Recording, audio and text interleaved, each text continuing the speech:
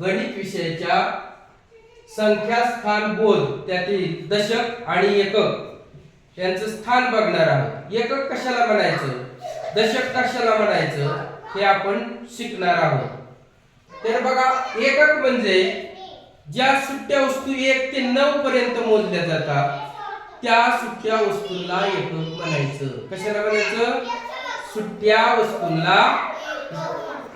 समजा आता या किती वस्तू आहेत, 1 2 3 या सुट्ट्या आहेत।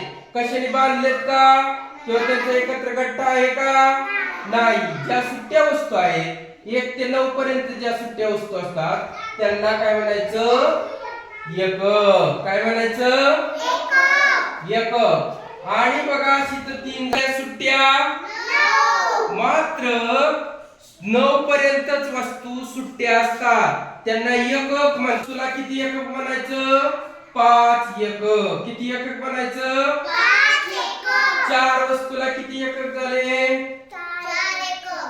6 वस्तूचे 6 एकक। 9 वस्तूचे 9 एकक। पण जर 10 वस्तू घेतल्या तर 10 वस्तूचा मिळून एक गठ्ठा किंवा एक पिशवी तयार होते किंवा एक बंच तयार होतो। म्हणजेच आपण बघूया, समजा आपल्या जवळ आजीबाईचा एक बटवा आहे। काय आहे, बटवा। आणि त्यामध्ये 1 2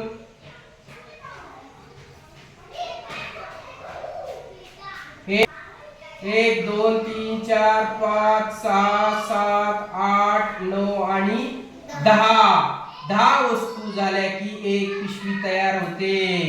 10 वस्तू झाले की एक पिशवी तयार होते, त्याला म्हणतात दशक। काय म्हणतात,